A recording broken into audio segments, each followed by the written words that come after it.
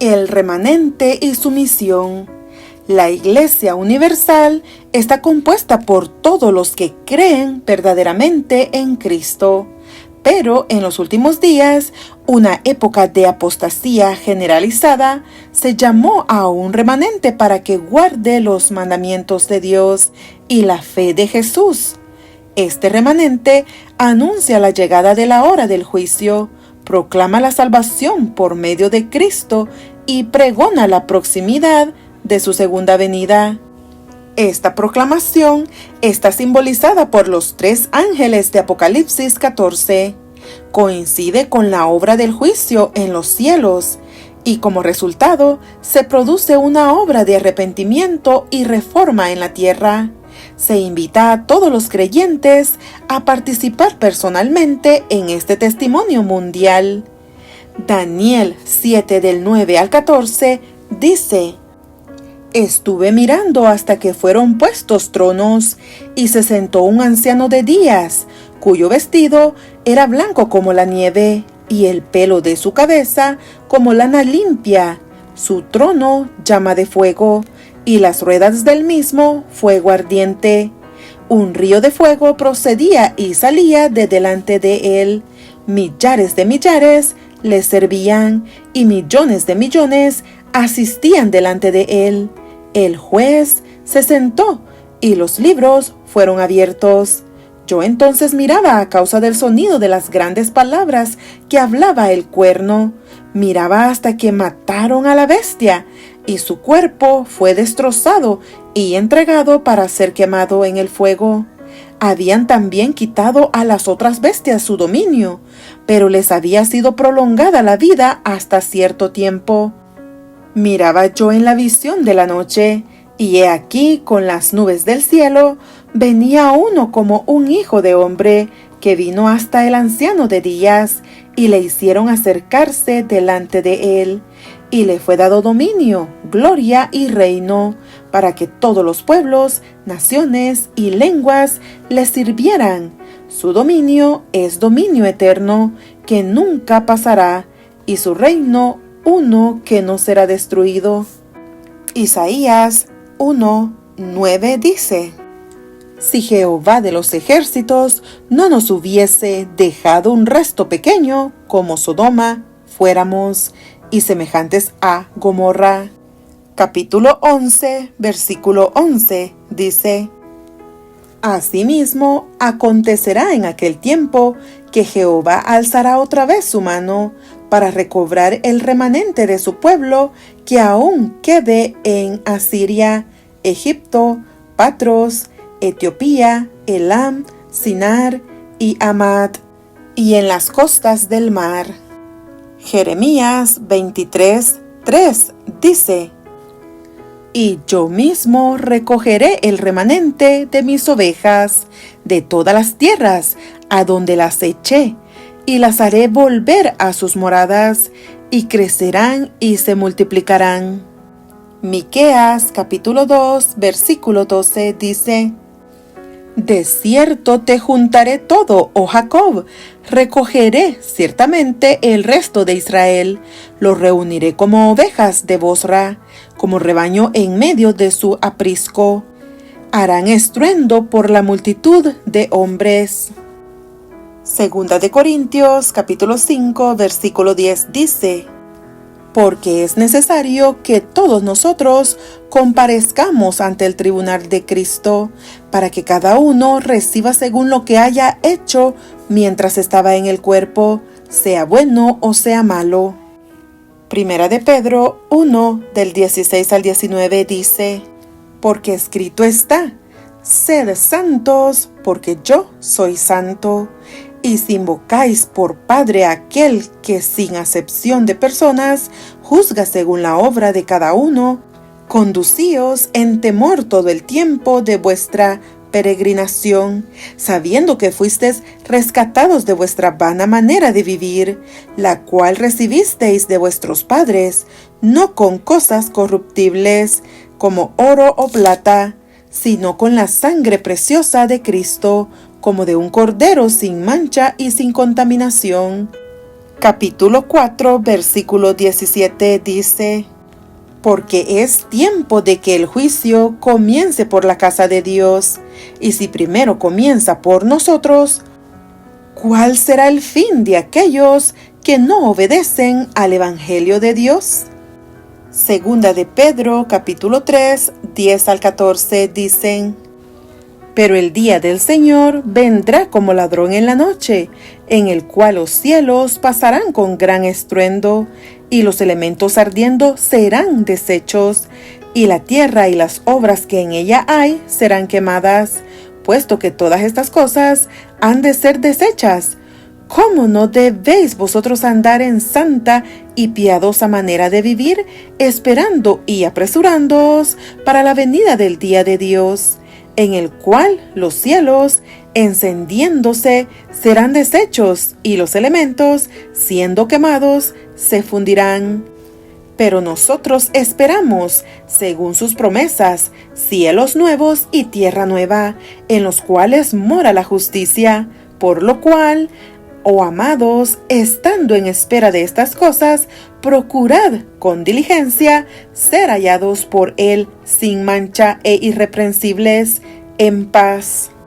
Judas 3:14 dicen: Amados, por la gran solicitud que tenía de escribiros acerca de nuestra común salvación, me ha sido necesario escribiros exhortándoos que contendáis ardientemente por la fe que ha sido una vez dada a los santos.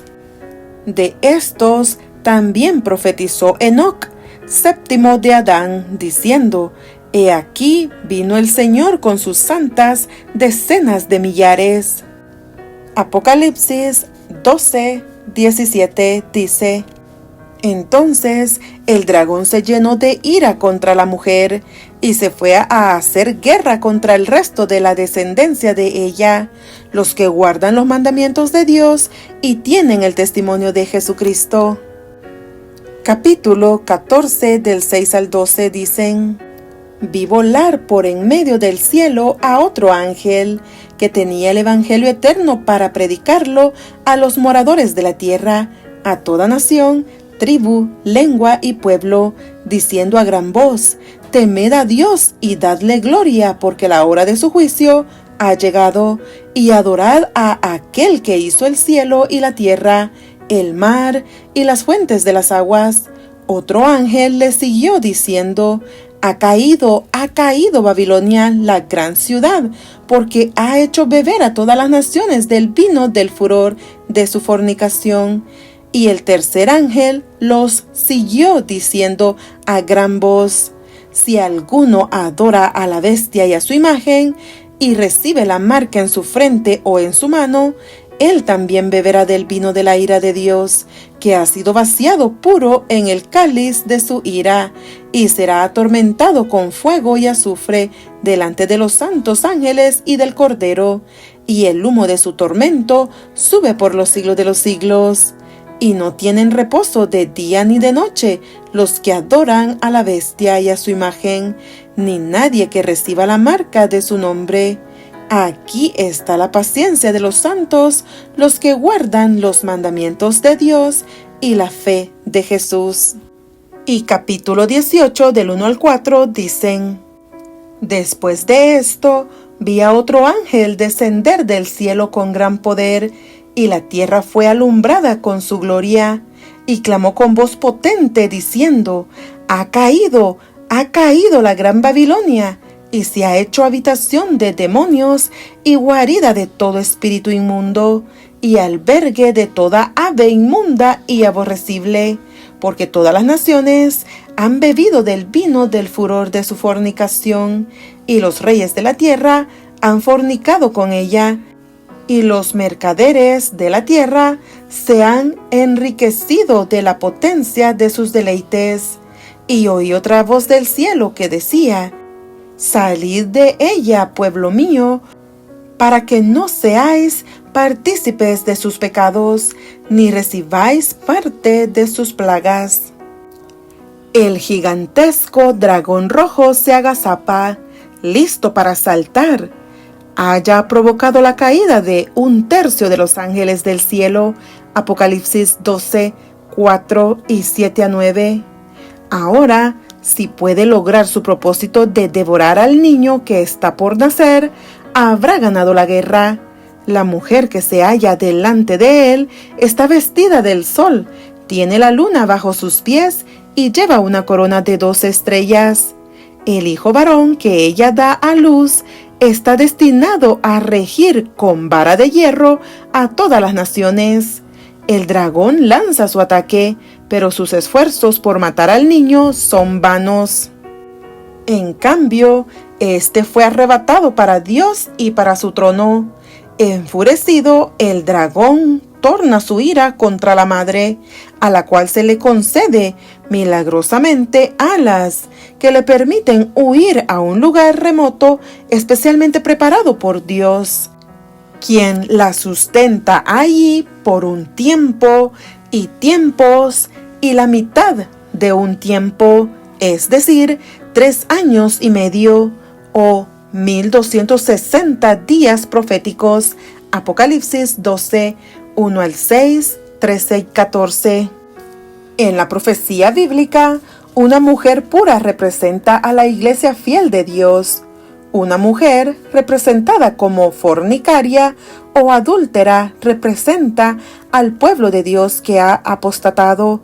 Ezequiel 16, Isaías 57, 8, Jeremías 31, 4, 5, Oseas 1 al 3 y Apocalipsis 17 del 1 al 5.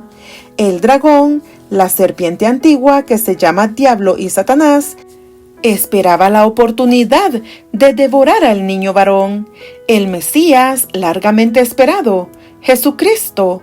Satanás, en su guerra contra Jesús, usó como su instrumento al Imperio Romano. Nada, ni siquiera la muerte en la cruz, pudo desviar a Jesús de su misión como Salvador de la humanidad. En la cruz, Cristo derrotó a Satanás. Refiriéndose a la crucifixión, Cristo dijo: ahora es el juicio de este mundo, ahora el príncipe de este mundo será echado fuera. Juan 12:31. El Apocalipsis describe el himno de victoria que resuena en el cielo.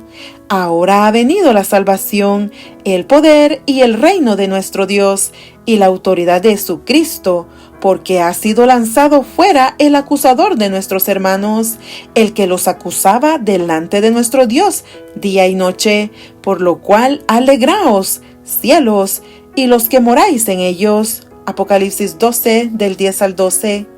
La expulsión de Satanás del cielo restringió su actividad. Ya no podría el diablo acusar al pueblo de Dios ante los seres celestiales. Pero, mientras que el cielo se goza, la tierra debe estar alerta. Ay de los moradores de la tierra y del mar, porque el diablo ha descendido a vosotros con gran ira, sabiendo que tiene poco tiempo. Apocalipsis 12:12.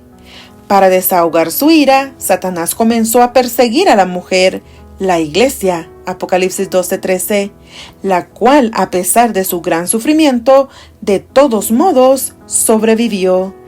Las zonas escasamente pobladas del mundo, el desierto, proveyeron refugio para los fieles de Dios durante los 1260 días proféticos o años literales. Apocalipsis 12, 14 al 16. Ver también el capítulo 4 de esta obra, lo relacionado con el principio de día por año.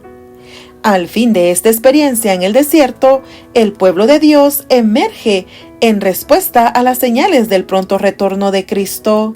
Juan identifica a este grupo fiel como el resto, los que guardan los mandamientos de Dios y tienen el testimonio de Jesucristo. Apocalipsis 12:17. El diablo odia a este grupo con especial saña. ¿Cuándo y dónde sucedió esta persecución? ¿Qué le dio origen? ¿Cuándo comenzó a aparecer el remanente? ¿Cuál es su misión? La respuesta a estas preguntas requiere un repaso, tanto de la escritura como de la historia. la gran apostasía. La persecución de la Iglesia fue provocada en primer lugar por la Roma pagana y luego por la gran apostasía dentro de sus propias filas. Esta apostasía no vino por sorpresa, puesto que Juan, Pablo y el mismo Señor Jesús la predijeron. Durante su último discurso formal, Jesús amonestó a sus discípulos acerca del engaño venidero. «Mirad, que nadie os engañe», les advirtió, «porque se levantarán falsos cristos y falsos profetas, y harán grandes señales y prodigios, de tal manera que engañarán, si fuere posible, aún a los escogidos». Mateo 24, 4 y 24. Sus seguidores experimentarían un período de gran tribulación, pero sobrevivirían. Mateo 24, 21, 22. Señales impresionantes de la naturaleza marcarían el fin de esta persecución y revelarían la cercanía del retorno de Cristo. Mateo 24, 29, 32 y 33. Por su parte, el apóstol Pablo advirtió lo siguiente: «Después de mi partida, entrarán en medio de vosotros lobos rapaces, que no perdonarán al rebaño. Y de vosotros mismos se levantarán hombres que hablen cosas perversas para arrastrar tras sí a los discípulos». Hechos capítulo 20, 29-30. Esos lobos llevarían a la Iglesia a la apostasía. Esa apostasía debía ocurrir antes del retorno de Cristo, dijo Pablo. Era algo tan cierto que el hecho de que todavía no había sucedido era una señal segura de que la venida de Cristo no era todavía inminente. «Nadie os engañe en ninguna manera», dijo el apóstol, «porque no vendrá sin que antes venga la apostasía y se manifieste el hombre de pecado, el hijo de perdición, el cual se opone y se levanta contra todo lo que se llama Dios o es objeto de culto, tanto que se siente en el templo de Dios como Dios, haciéndose pasar por Dios». Segunda de Tesalonicenses capítulo 2, 3, 4. Durante la época de Pablo, esta apostasía ya se hallaba obrando en forma limitada. Su método de operación era satánico, con gran poder y señales y prodigios mentirosos, y con todo engaño de iniquidad. Segunda de Tesalonicenses capítulo 2, versículos 9-10. Antes del fin del primer siglo, el apóstol Juan declaró que muchos falsos profetas han salido del mundo. «En verdad», dijo, «el espíritu del anticristo ahora ya está en el mundo». Primera de Juan 4, 1-3. ¿Cómo surgió este sistema de apostasía? El surgimiento del hombre de pecado. Al dejar la Iglesia su primer amor, Apocalipsis 2:4, abandonó su pureza doctrinal, sus elevadas normas de conducta personal y el invisible vínculo de unidad que proveía el Espíritu Santo. En el culto, el formalismo reemplazó a la sencillez. La popularidad y el poder personal pasaron a determinar con creciente influencia la elección de dirigentes, los cuales primero asumieron autoridad cada vez mayor dentro de la iglesia local y luego procuraron extenderla sobre las iglesias vecinas. La administración de la iglesia local, bajo la dirección del Espíritu Santo, finalmente dio paso al autoritarismo eclesiástico en poder de un solo magistrado, el obispo, a quien cada miembro de iglesia estaba personalmente sujeto, y únicamente por cuyo intermedio el creyente tenía acceso a la salvación. Desde entonces, los dirigentes solo pensaron en gobernar la iglesia en vez de servirla, y el mayor ya no era aquel que se consideraba siervo de todos. De ese modo, gradualmente se formó el concepto de una jerarquía sacerdotal que se interpuso entre el cristiano como individuo y su Señor. A medida que se erosionaba la importancia del individuo y de la iglesia local, el obispo de Roma surgió como el poder supremo de la cristianidad. Con el apoyo del emperador, este obispo o papa fue reconocido como la cabeza visible de la Iglesia Universal y pasó a estar investido de suprema autoridad sobre todos los dirigentes de su iglesia en el mundo. Bajo la conducción del papado, la iglesia cristiana se hundió cada vez más en la apostasía. La popularidad creciente de la iglesia aceleró su descenso.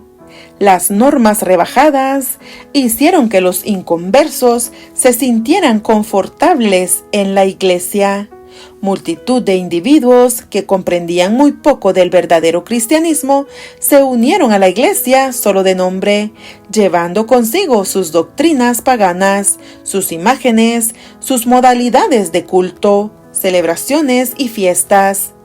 Esas transigencias entre el cristianismo y el paganismo llevaron a la formación del hombre de pecado, un sistema gigantesco de la religión falsa, una mezcla de verdad y error. La profecía del segundo capítulo de Segunda de Tesalonicenses no condena a los individuos, sino que expone el sistema religioso responsable de la gran apostasía. Dentro de este sistema, sin embargo, hay muchos creyentes que pertenecen a la Iglesia Universal de Dios, porque viven según toda la luz que tienen. La Iglesia sufriente. Junto con el descenso de la espiritualidad, la Iglesia de Roma desarrolló un perfil más secular, con vínculos más estrechos con el gobierno imperial. La Iglesia y el Estado se unieron en una alianza profana. En su obra clásica, La ciudad de Dios, Agustín, uno de los padres más influyentes de la Iglesia, estableció el ideal católico de una Iglesia universal en control de un Estado universal.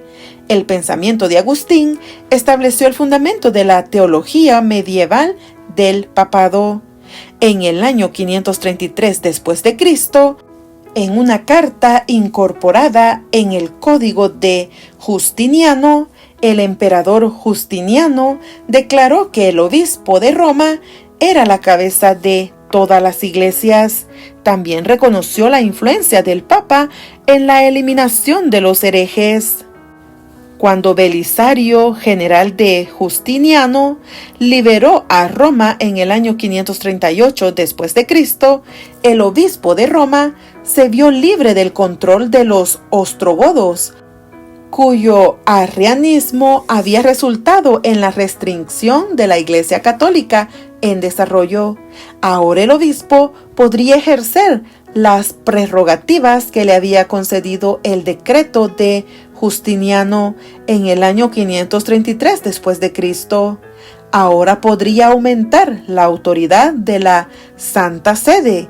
A partir de allí comenzaron los 1260 años de persecución que había predicho la profecía bíblica de Daniel 7:25, Apocalipsis 12:6 y capítulo 14 y capítulo 13 del 5 al 7. Trágicamente, la Iglesia, asistida por el Estado, procuró imponer sus decretos y enseñanzas sobre todos los cristianos. Muchos abandonaron sus creencias por temor a la persecución, mientras que los que decidieron permanecer fieles a las enseñanzas bíblicas experimentaron severa persecución. El mundo cristiano se convirtió en un campo de batalla. Muchos fueron aprisionados o ejecutados en el nombre de Dios.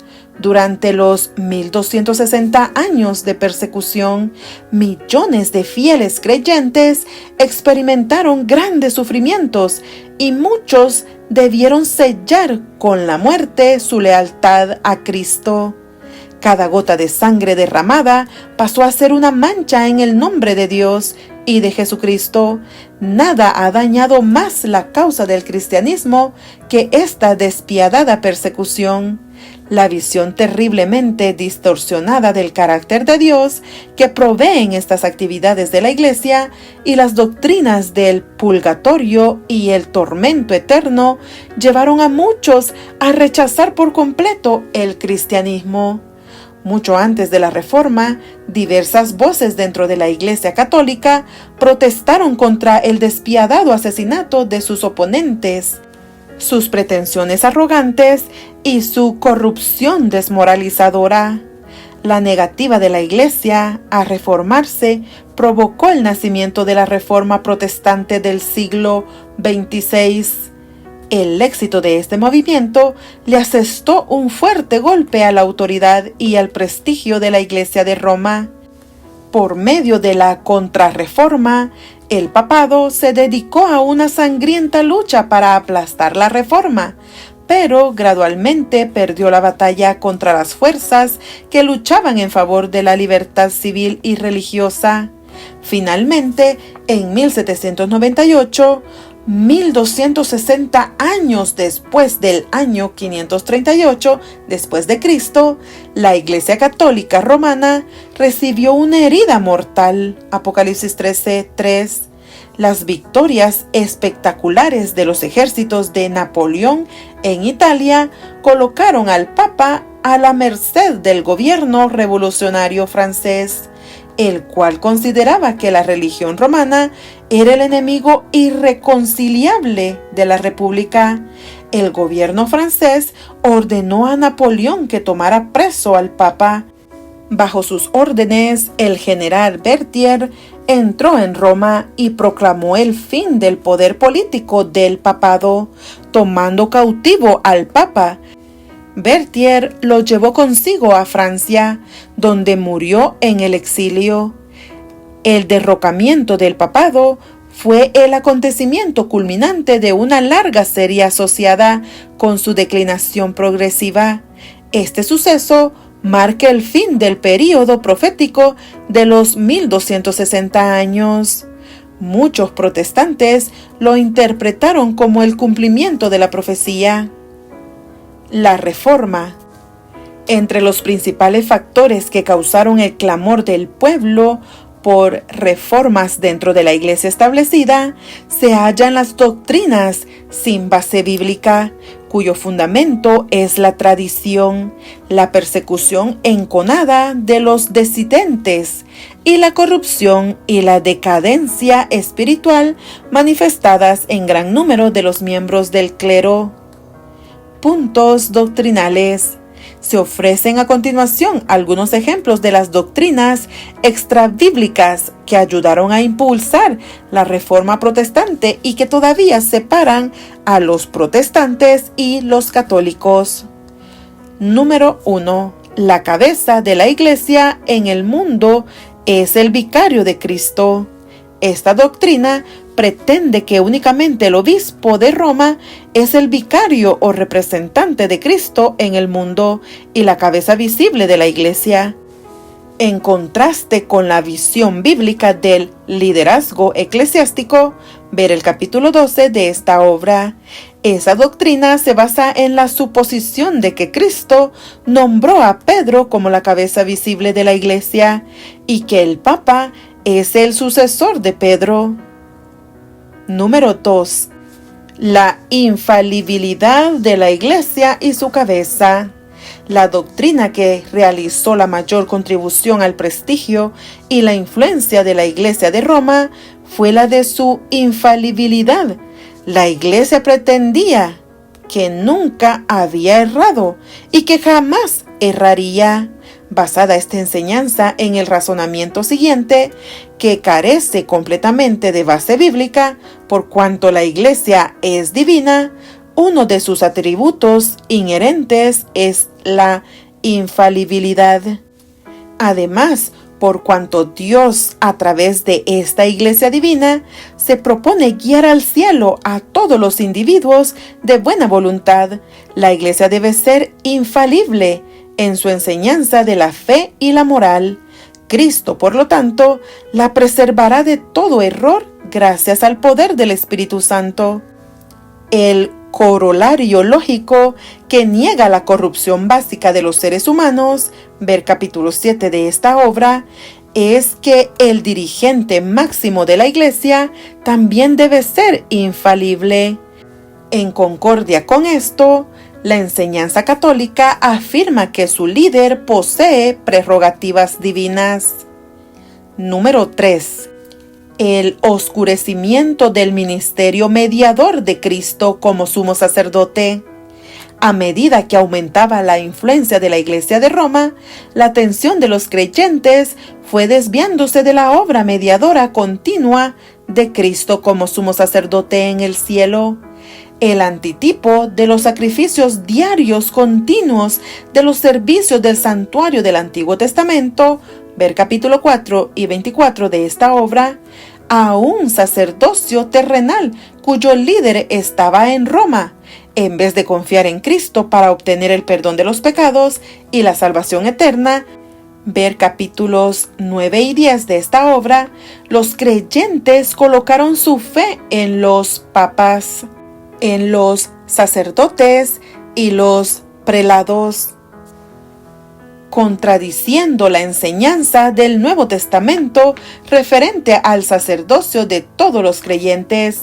El ministerio de absolución del clero llegó a presentarse como algo vital para la salvación.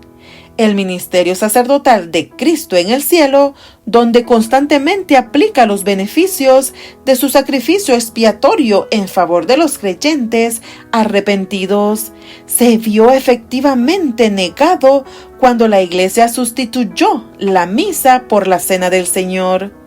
A diferencia de la Santa Cena, un servicio que Jesús instituyó con el fin de conmemorar su muerte y anunciar su reino venidero, capítulo 16 de esta obra, la Iglesia Católica pretende que la misa constituye el sacrificio incruento de Cristo, realizado por un sacerdote humano, por cuanto Cristo es ofrecido nuevamente, como lo fue en el Calvario. Se considera que la misa trae gracia especial a los creyentes y a los muertos.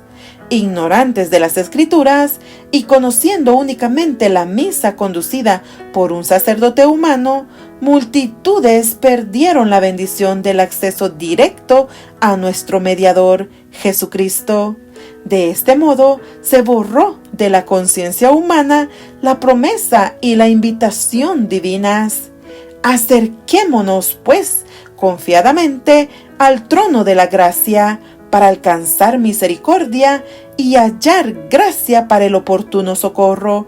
Hebreos 4:16. Número 4. La naturaleza meritoria de las buenas obras. La idea que prevaleció según la cual una persona podía obtener el mérito vital haciendo buenas obras y que la fe sola no podía salvar, contradecía la enseñanza del Nuevo Testamento, ver capítulos 9 y 10 de esta obra. La Iglesia Católica pasó a enseñar que las buenas obras, que constituyen el resultado de la gracia infusa en el corazón del pecador, son meritorias, lo que significa que le dan a un individuo el justo derecho de exigir la salvación. De hecho, sería posible acumular más obras buenas de las que son necesarias para la salvación, como en el caso de los santos, y de este modo acumular méritos adicionales. Este extramérito podría ser usado para el beneficio de otros, por cuanto la Iglesia sostenía que los pecadores son justificados gracias a la justicia infusa en sus corazones. Las buenas obras llegaron a ocupar una posición importante en la justificación del individuo. Las obras meritorias también pasaron a ocupar un papel importante en la doctrina del purgatorio, la cual asevera que los que no están perfectamente puros deben pasar por un castigo temporal purificador en ese lugar por sus pecados antes de que puedan entrar a gozar del cielo. Por sus oraciones y sus buenas obras, los creyentes vivos pueden acortar la duración y la intensidad de los sufrimientos de los que van a parar al purgatorio. Número 5.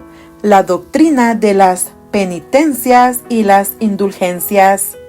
La penitencia es el sacramento por el cual los cristianos pueden obtener perdón por los pecados cometidos después del bautismo.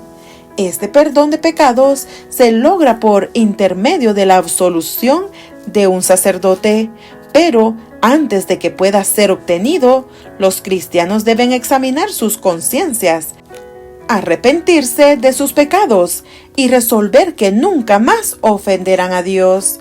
Entonces deben confesar sus pecados ante el sacerdote y cumplir la penitencia asignada por él. Sin embargo, la penitencia no libraba completamente a los pecadores. Todavía necesitaban sufrir el castigo temporal, ya sea en esta vida o en el purgatorio. Para eliminar dicho castigo, la Iglesia instituyó las indulgencias, las cuales proveían la remisión del castigo temporal que aún se debía a causa del pecado después de la absolución de la culpa. Las indulgencias, que podían beneficiar tanto a los vivos como a los que se hallaban en el purgatorio, se concedían con la condición de hacer penitencia y realizar las buenas obras prescritas, a menudo en forma de pagos de dinero a la Iglesia. Lo que hacía posible las indulgencias eran los méritos extra de los mártires, de los santos, de los apóstoles y especialmente de Jesucristo y de María. Sus méritos eran depositados en un tesoro de méritos y eran transferibles a los creyentes cuyas cuentas eran deficientes. El Papa, como el pretendido sucesor de Pedro, controlaba las llaves de este tesoro y podía librar del castigo temporal a los creyentes, asignándoles créditos del tesoro. Número 6. La autoridad máxima reside en la Iglesia. A través de los siglos, la Iglesia establecida adoptó muchas creencias, días de fiesta y símbolos paganos. Cuando diversas voces se levantaron clamando contra estas abominaciones, la Iglesia de Roma asumió el derecho único de interpretar la Biblia. La Iglesia, y no la Biblia, pasó a ser la autoridad final. Ver capítulo 1 de esta obra. La Iglesia argumentaba que existen dos fuentes de verdad divina. Número 1.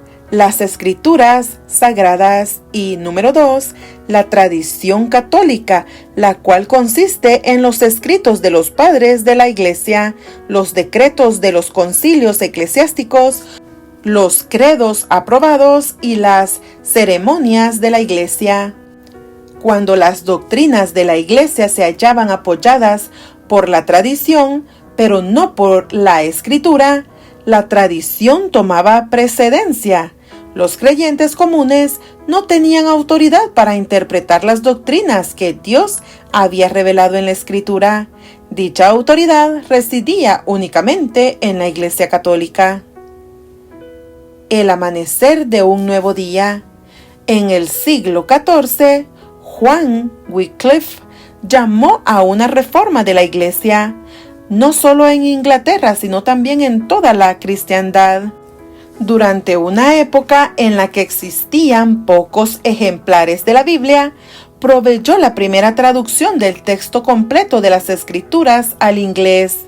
Sus enseñanzas sobre la salvación únicamente por fe en Cristo y de que solo las Escrituras eran infalibles, establecieron el fundamento de la Reforma protestante.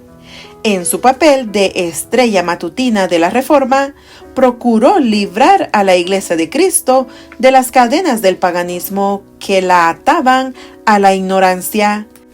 Inauguró un movimiento que lograría libertar las mentes individuales y aún naciones enteras de las garras del error religioso.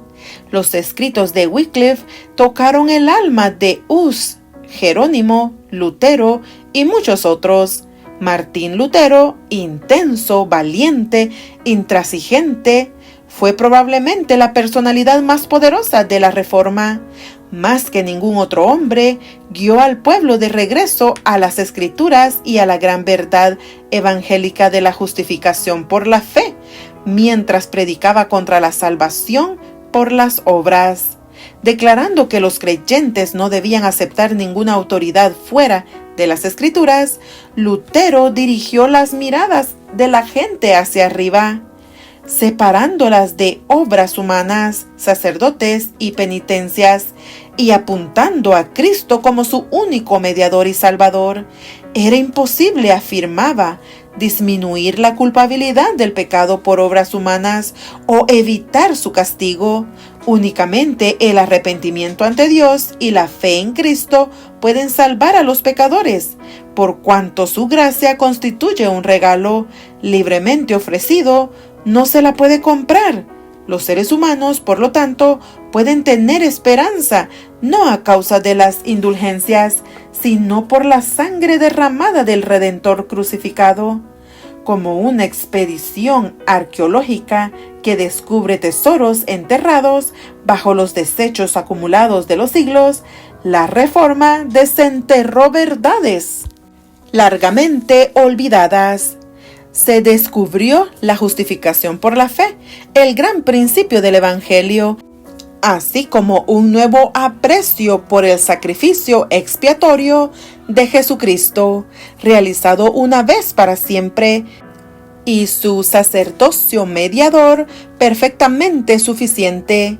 Muchas enseñanzas que no eran bíblicas, como las oraciones por los muertos, la veneración de los santos y las reliquias, la celebración de la misa, la adoración de María, el purgatorio, las penitencias, el agua bendita, el celibato de los sacerdotes, el rosario, la Inquisición, la transubstanciación, la extremaunción y la dependencia de la tradición fueron repudiadas y abandonadas. Los reformadores protestantes se hallaban casi unánimes en la identificación del sistema papal como el hombre de pecado, el misterio de iniquidad y el cuerno pequeño de Daniel, la entidad que había de perseguir al verdadero pueblo de Dios durante los 1260 años de Apocalipsis 12, 6 y 14 y 13, 5, antes de la segunda venida de Cristo. La doctrina de la Biblia y la Biblia sola, como la norma de fe y conducta moral, se convirtió en un punto básico del protestantismo. Los reformadores consideraban que todas las tradiciones humanas estaban sujetas a la autoridad final y mayor de las Escrituras. En asuntos de fe religiosa, ninguna autoridad, papa, concilios, padres de la Iglesia, reyes o sabios, podía gobernar la conciencia. De hecho, el mundo cristiano comenzaba a despertar de su sueño, y oportunamente la libertad religiosa fue proclamada en muchas tierras. La Reforma se estanca. La Reforma de la Iglesia cristiana no debía haber terminado en el siglo XVI. Los reformadores habían logrado grandes avances, pero no habían vuelto a descubrir toda la luz que se había perdido durante la apostasía. Habían sacado a la cristianidad de las profundas tinieblas, pero todavía permanecían en las sombras.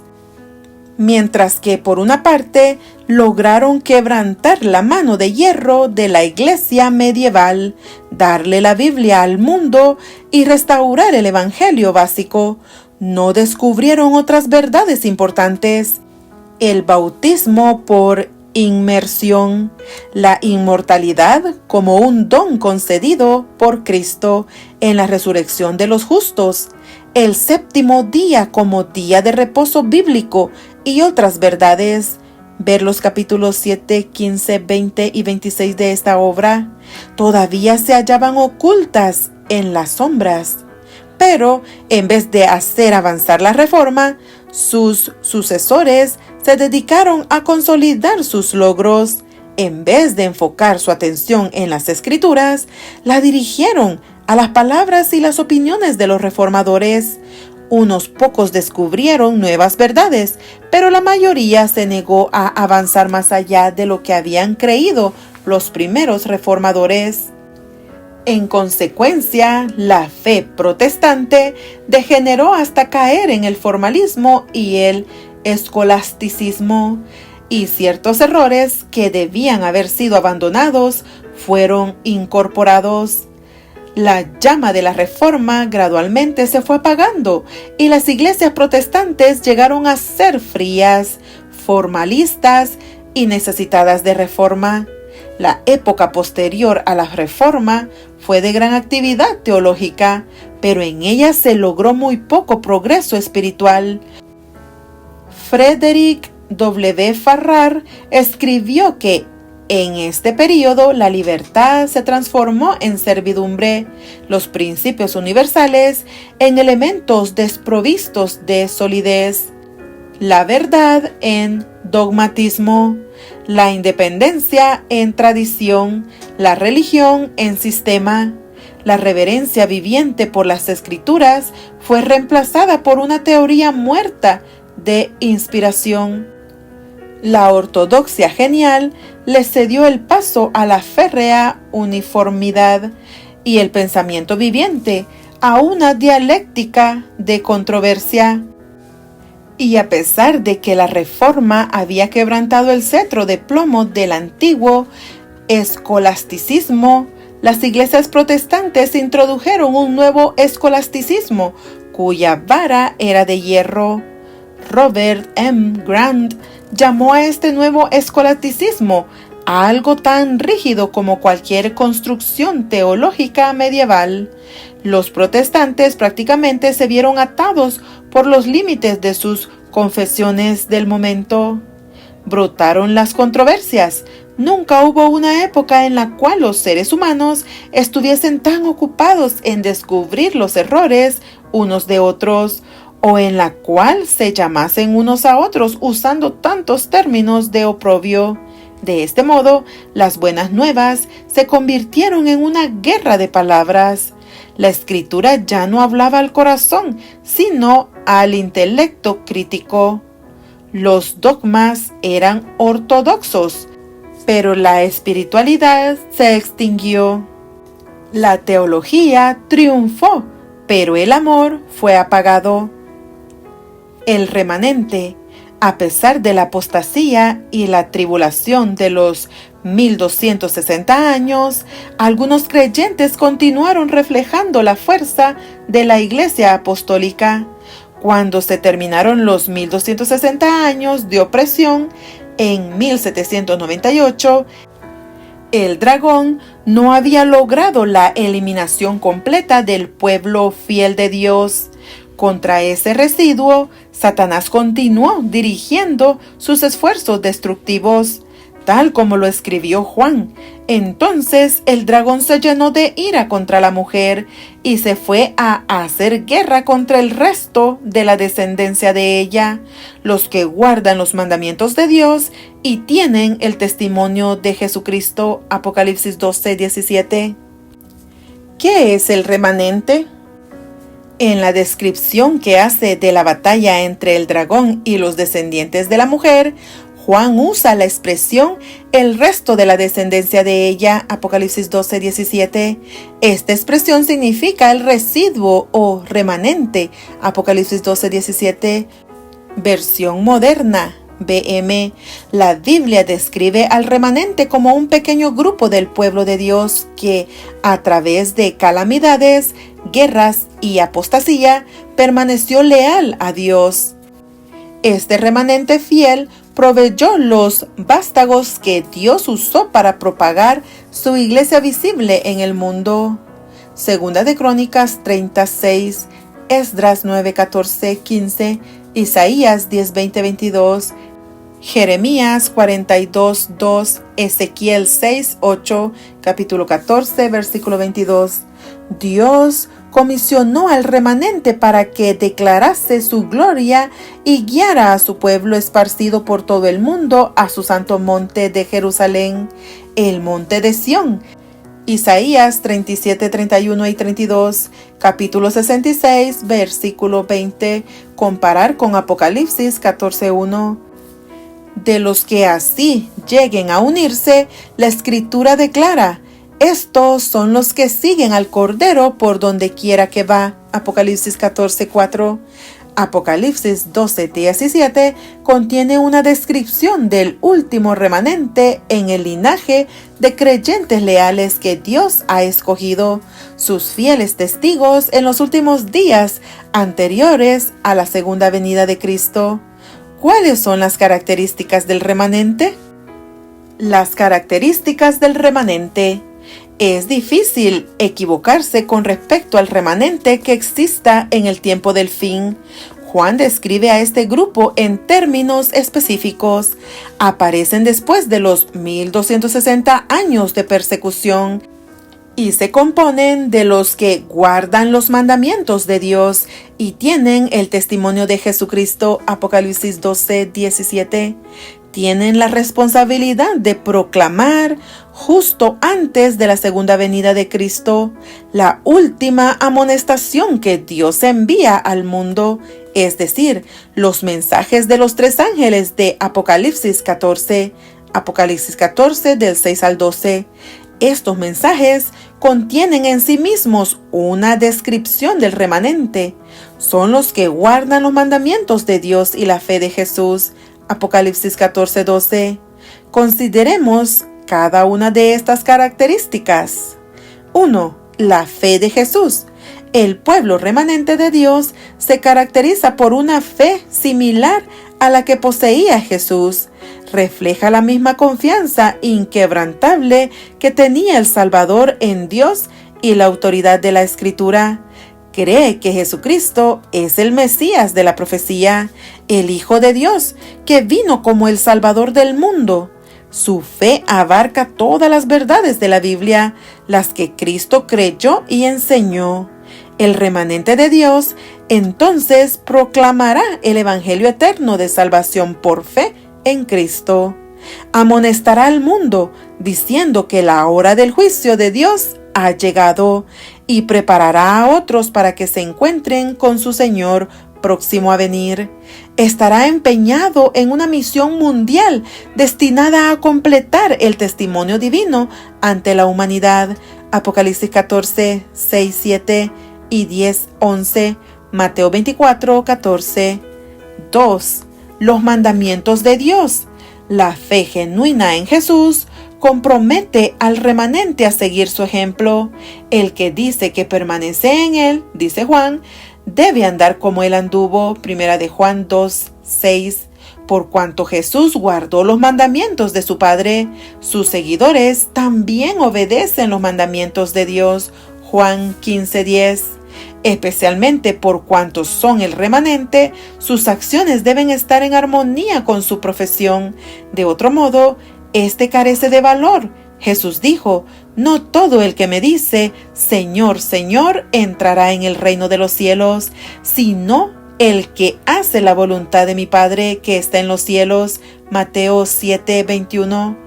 Gracias al poder que Cristo les concede, obedecen los requerimientos divinos, incluyendo los 10 mandamientos, la invariable ley moral de Dios.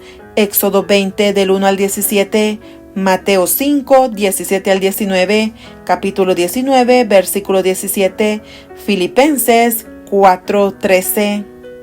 Número 3. El testimonio de Jesús.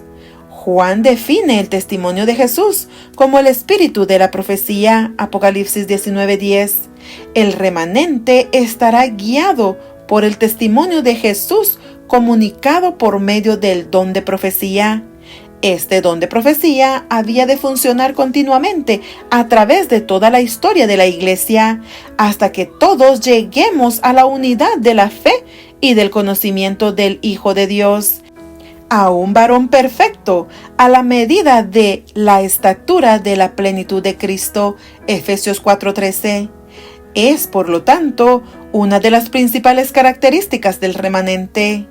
Esta conducción profética hace que el remanente sea un pueblo profético que proclama un mensaje profético, comprenden la profecía y la enseñan.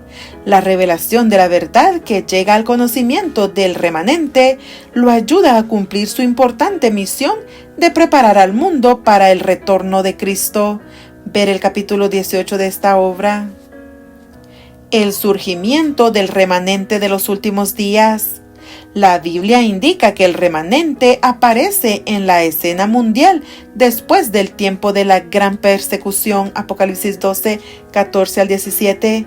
Los acontecimientos de la Revolución Francesa que conmovieron al mundo y que llevaron a la cautividad del Papa al fin del período de 1260 años en el año 1798 y el cumplimiento de las tres grandes señales cósmicas en las cuales la Tierra, el Sol, la Luna y las estrellas testificaron acerca de la proximidad del retorno de Cristo. Ver capítulo 25 de esta obra. Condujeron a un reavivamiento importante en el estudio de la profecía. Surgió una expectativa ampliamente difundida acerca del inminente regreso de Jesús. Por todo el mundo, muchos cristianos reconocieron que había llegado el tiempo del fin, Daniel 12:4. El cumplimiento de las profecías bíblicas durante la segunda mitad del siglo XVIII y la primera mitad del XIX produjo un poderoso movimiento interconfesional centrado en la esperanza del segundo advenimiento. En cada iglesia se podía hallar creyentes en el inminente regreso de Cristo que oraban, trabajaban y anticipaban la culminación de la historia.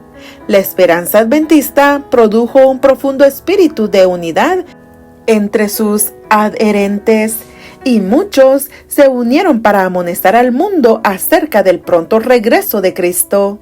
El movimiento adventista constituyó un fenómeno verdaderamente bíblico e interconfesional centrado en la palabra de Dios y en la esperanza del advenimiento. Mientras más estudiaban la Biblia, los creyentes se sentían más convencidos de que Dios estaba llamando a un remanente para que continuara la reforma de la iglesia cristiana que se había detenido. Ellos mismos habían experimentado la ausencia del verdadero espíritu de la reforma en sus respectivas iglesias y la falta de interés en el estudio del tema de la segunda venida y la preparación correspondiente. Su estudio de la Biblia revelaba que las pruebas y los chascos a través de los cuales Dios los había dirigido constituían una experiencia purificadora profundamente espiritual que los unió para formar el remanente de Dios. Él los había comisionado para continuar la reforma que había traído tanto gozo y poder a la iglesia. Con gratitud y humildad aceptaron su misión, comprendiendo que la comisión de Dios no les había sido dada a causa de alguna superioridad inherente y que únicamente gracias al poder y la misericordia de Cristo podrían esperar tener éxito. La misión del remanente. Las profecías del libro del Apocalipsis bosquejan con claridad la misión del remanente. Los mensajes de los tres ángeles de Apocalipsis 14, del 6 al 12, revelan la proclamación del remanente, que producirá la restauración completa y final de la verdad evangélica.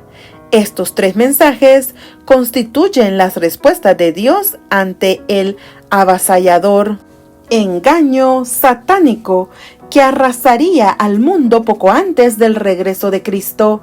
Apocalipsis 13, 3, 8, 14 al 16. Enseguida, después del último llamado de Dios al mundo, Cristo vuelve para recoger la cosecha. Apocalipsis 14, del 14 al 20. El mensaje del primer ángel.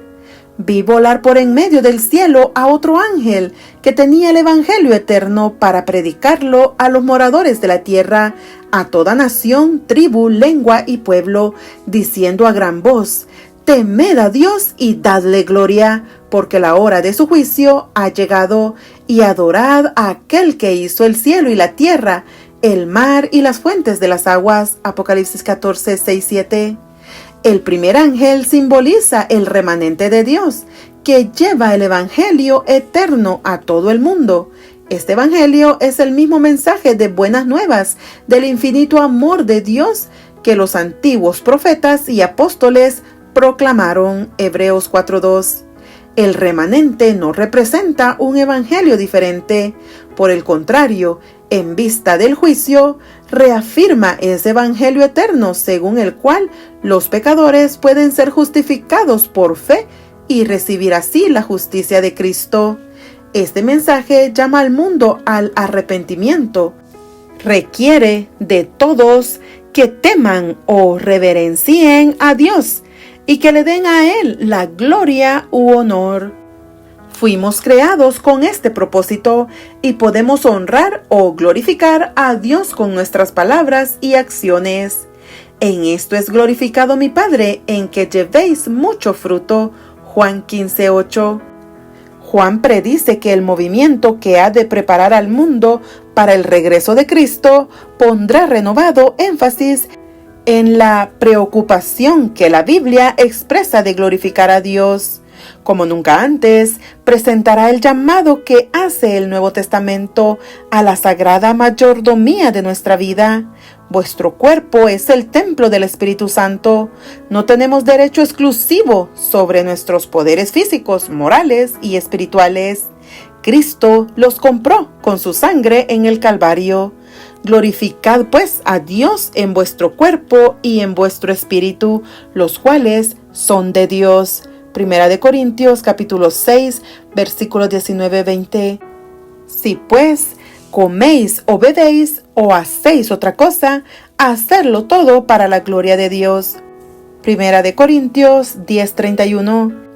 El hecho de que ha llegado la hora de su juicio le añade urgencia al llamado al arrepentimiento.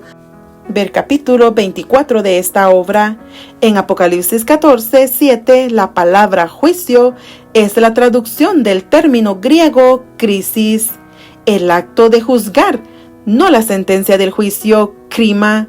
Se refiere a todo el proceso de juicio, incluyendo el emplazamiento de los acusados ante el divino tribunal, la investigación de los registros de la vida, el veredicto de culpabilidad o inocencia y el otorgamiento de la vida eterna o la sentencia de muerte. Mateo 16:27, Romanos 6:23, Apocalipsis 22:12. El mensaje de la hora del juicio proclama también el juicio de Dios sobre toda apostasía. Daniel 7:9-11, Apocalipsis 17:18. El mensaje de la hora del juicio apunta en forma especial al momento cuando, en cumplimiento de la última fase de su ministerio como sumo sacerdote en el santuario celestial, Cristo entró en su obra de juicio. Ver el capítulo 24 de esta obra. Este mensaje también llama a todos a que adoren al Creador. El llamado de Dios a la adoración debe ser visto en contraste con el requerimiento de adorar a la bestia y a su imagen. Apocalipsis 13:3, 8, 15. Pronto todos deberán escoger entre el verdadero y el falso culto, es decir, entre la adoración a Dios, según sus términos, justificación por la fe, o en nuestros términos, justificación por las obras. Al mandarnos adorar a aquel que hizo el cielo y la tierra, el mar y las fuentes de las aguas, Apocalipsis 14:7, comparar con Éxodo 20:11, este mensaje exige que se le preste atención al cuarto mandamiento del Decálogo. Lleva al pueblo a entrar en una experiencia de verdadero culto al Creador, una experiencia que incluye honrar su monumento a la creación, el séptimo día, sábado, del Señor, que instituyó al fin de la creación y que afirmó en los 10 mandamientos. Ver capítulo 20 de esta obra. Por lo tanto, el mensaje del primer ángel requiere la restauración del verdadero culto, presentando ante el mundo a Cristo, el Creador y Señor del sábado bíblico. Esta es la señal de la creación de Dios, una señal que la vasta mayoría de sus seres creados ha descuidado. En forma providencial, la proclamación de este mensaje que llama la atención del mundo al Dios creador comenzó en el momento de la historia cuando la filosofía evolucionista recibió un fuerte apoyo a través de la publicación de la obra El origen de las especies de Carlos Darwin en 1859. La predicación del mensaje del primer ángel construye el mayor baluarte contra el progreso de la teoría de la evolución. Finalmente, este llamado implica la restauración del honor de la santa ley de Dios, la cual ha sido pisoteada por el hombre de pecado, segunda de Tesalonicenses 2:3. Únicamente si se restaura el verdadero culto y los creyentes viven de acuerdo con los principios del reino de Dios, puede el Creador ser glorificado. El mensaje del segundo ángel: ha caído Babilonia, la gran ciudad, porque ha hecho beber a todas las naciones del vino del furor de su fornicación. Apocalipsis 14:8. Desde muy temprano en la historia, la ciudad de Babilonia ha simbolizado el desafío a Dios. Su torre fue un monumento a la apostasía y un centro de rebelión. Génesis 11, del 1 al 9. Lucifer, Satanás, era su rey invisible. Isaías 14, 4, 12 al 14. Y se hace evidente que deseaba hacer de Babilonia la agencia de su plan maestro para controlar a la raza humana. A través de la Biblia, el conflicto entre la ciudad de Dios, Jerusalén, y la ciudad de Satanás, Babilonia, ilustra el conflicto entre el bien y el mal. Durante los primeros siglos de la era cristiana, cuando los romanos oprimían tanto a judíos como a cristianos, tanto la literatura judía como la cristiana se referían a la ciudad de Roma como Babilonia. Muchos creen que Pedro usó Babilonia como un seudónimo de Roma. Primera de Pedro 5:13. Por causa de su apostasía y persecución, la mayoría de los protestantes de la época de la Reforma y los tiempos posteriores a ella se referían a la iglesia de Roma como la Babilonia espiritual. Apocalipsis 17, la enemiga del pueblo de Dios.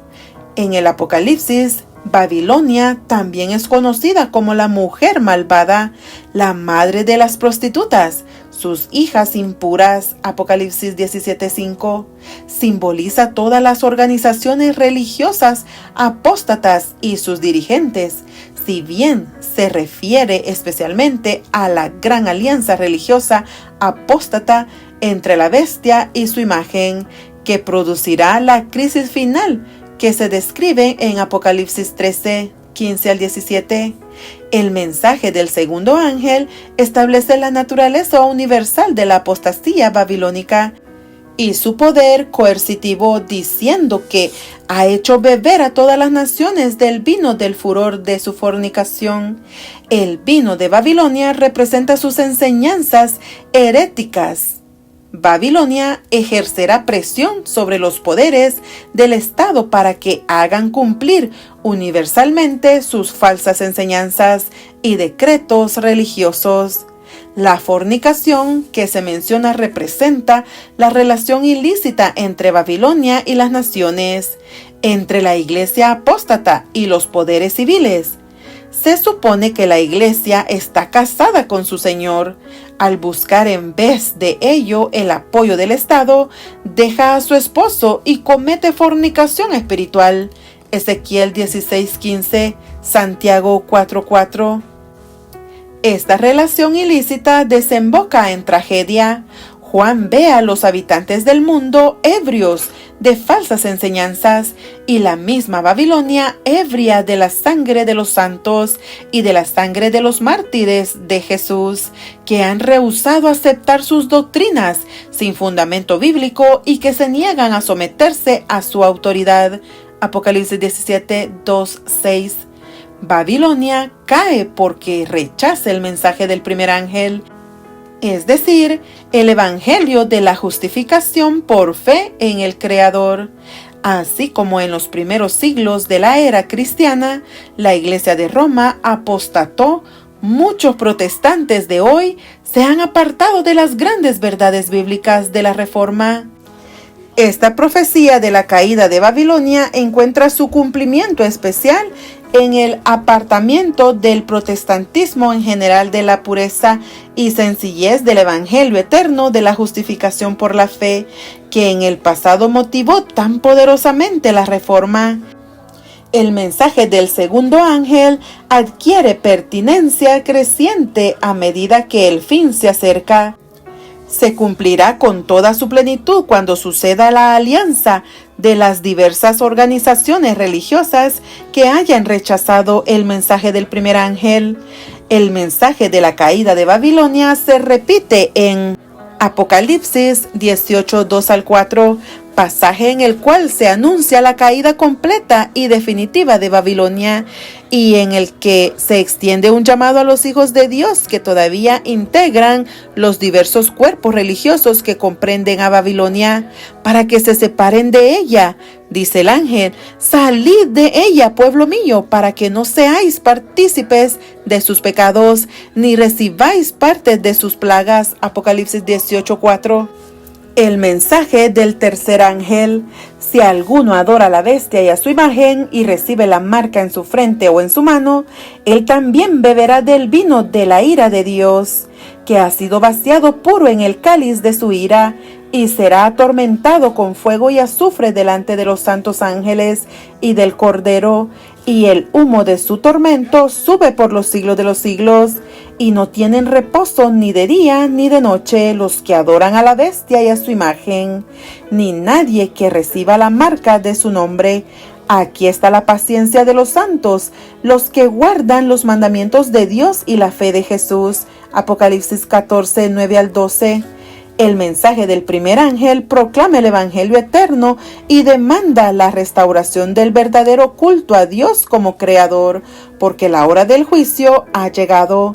El segundo ángel advierte contra todas las formas de adoración que se originan en los conceptos humanos. Finalmente, el tercer ángel proclama la amonestación más solemne de Dios contra el acto de adorar a la bestia y a su imagen, lo cual harán inevitablemente todos los que rechacen el Evangelio de la justificación por la fe. La bestia que aparece en Apocalipsis 13 del 1 al 10 es la unión entre la Iglesia y el Estado que dominó al mundo cristiano durante muchos siglos y fue descrita por Pablo como el hombre de pecado, segunda de Tesalonicenses 2 del 2 al 4, y por Daniel como el cuerno pequeño, Daniel 7, 8, 20, 25, 8, 9 al 12. La imagen de la bestia representa esa forma de religión apóstata que se desarrollará cuando las iglesias, habiendo perdido el verdadero espíritu de la Reforma, se unan con el Estado para imponer sus enseñanzas sobre los demás. Al unir la iglesia y el Estado, habrán llegado a ser una perfecta imagen de la bestia, es decir, de la iglesia apóstata que persiguió a los santos durante 1260 años. De aquí el nombre imagen de la bestia. El mensaje del tercer ángel proclama la más solemne y terrible advertencia de la Biblia. Revela que los que se sometan a la autoridad humana en la crisis final de la tierra adorarán a la bestia y a su imagen en lugar de a Dios. Durante este conflicto final se desarrollarán dos clases definidas. Una clase apoyará un evangelio de hechura humana y adorará a la bestia y a su imagen, atrayendo sobre sí misma el juicio más grave. La otra clase En marcado contraste, vivirá el Evangelio verdadero y guardará los mandamientos de Dios y la fe de Jesús. Apocalipsis 14, 9, 12. El asunto final de discusión implica la adoración verdadera o la falsa, el Evangelio verdadero o el falso. Cuando este punto se presente claramente delante del mundo, los que rechacen el memorial de la creación divina, el sábado bíblico, eligiendo adorar a dar honor al domingo, conociendo claramente que no es el día de adoración dado por Dios, recibirán la marca de la bestia. Esta es una marca que indica rebelión. La bestia pretende que su cambio del día de adoración muestra su autoridad incluso sobre la ley de Dios. El tercer mensaje dirige la atención del mundo a la consecuencia de rehusar aceptar el Evangelio eterno y el mensaje divino de la restauración del verdadero culto. Describe con vividez el resultado final que tendrá la elección de la gente en lo que se refiere a la adoración. Esta elección no es fácil, por cuanto no importa lo que escojamos, igualmente sufriremos. Los que obedezcan a Dios experimentarán la ira del dragón, Apocalipsis 12, 17, y eventualmente se los amenazará de muerte, Apocalipsis 13, 15, mientras que los que elijan adorar a la bestia y a su imagen verán caer sobre ellos las 7 últimas plagas y finalmente serán echados en el lago de fuego, Apocalipsis 15, 16, 20, 14 y 15. Pero, si bien ambas elecciones implican sufrimiento, sus resultados son diferentes. Los que adoran al Creador serán librados de la ira mortífera del dragón y estarán junto al Cordero en el monte de Sión, Apocalipsis 14, 1, 7, 2 y 4. Los adoradores de la bestia y de su imagen, por su parte, reciben el pleno impacto de la ira de Dios y perecen en presencia de los santos ángeles y del Cordero, Apocalipsis 14, 9, 10, 20, 14. Todos tendremos que elegir a quién adoraremos. Nuestra elección de la justificación por la fe se revelará en nuestra participación de una forma de adoración que Dios ha aprobado, o nuestra elección de justicia por obras se revelará en nuestra participación en una forma de culto que Dios ha prohibido, pero que la bestia y su imagen mandan obedecer. Un culto de origen humano. Dios no puede aceptar esta última forma de adoración porque le da prioridad a los mandamientos de seres humanos y no a los de Dios. Procura la justificación por medio de obras humanas y no por la fe, que es el resultado de una entrega total a Dios, reconociéndolo como creador, redentor y recreador. En este sentido, entonces, el mensaje del tercer ángel es el mensaje de justificación por la fe. Dios tiene hijos en todas las iglesias, pero a través de la iglesia remanente proclama un mensaje destinado a restaurar su verdadero culto, al llamar a su pueblo a salir de la apostasía y prepararse para el regreso de Cristo. Reconociendo que hay muchos entre el pueblo de Dios que todavía no se han unido a ellos, los miembros del remanente perciben sus graves defectos y debilidades mientras procuran cumplir su solemne misión. Se dan cuenta de que únicamente por la gracia de Dios podrán lograr cumplir su trascendental responsabilidad. A la luz de la pronta venida de Cristo y la necesidad de prepararse para encontrarse con Él, el urgente y compasivo llamado de Dios resuena en el corazón de cada uno de nosotros. Salid de ella, Babilonia, pueblo mío, para que no seáis partícipes de sus pecados, ni recibáis parte de sus plagas, porque sus pecados han llegado hasta el cielo, y Dios se ha acordado de sus maldades. Apocalipsis 18, 4, 5. Dale like y suscríbete. Que Dios te bendiga.